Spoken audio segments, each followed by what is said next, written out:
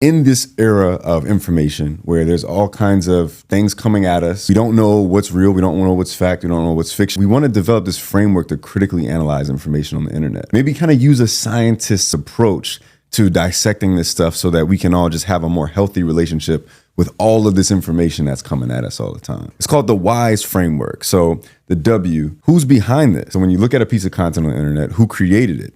Are they credible or qualified? Right? Do they have a bias or hidden agenda? Like, are they trying to actually sell you something? Do they benefit from you agreeing with them? Intention check, right? Like, why was this content made? Is it aimed to inform? You're trying to provoke someone? You're trying to sell something?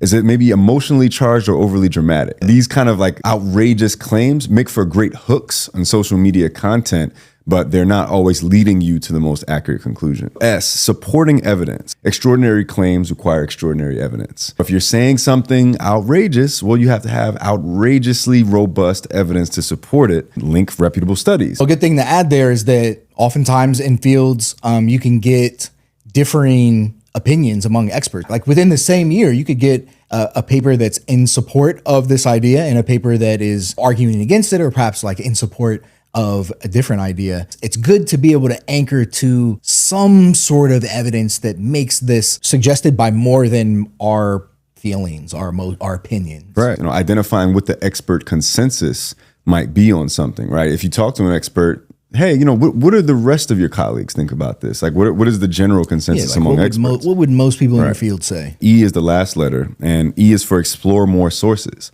So there's a technique out there, it's called lateral reading. Okay, I see this outrageous video about this crazy thing.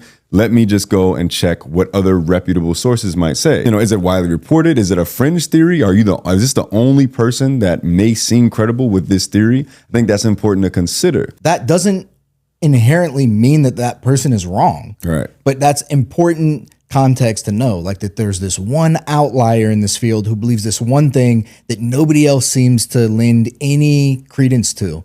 That's not necessarily damning, but you've got to be able to see that full picture, and that should cause you to at least be a little bit more apprehensive. Look, you're right. It could be like a novel, anomalous idea that no one's ever had before that is also credible, rigorous, and fact-checked. There are those scenarios that occur in science. Oftentimes, the expert consensus is something that we can more readily trust when it comes to distilling facts from things that we don't have any context or expertise in.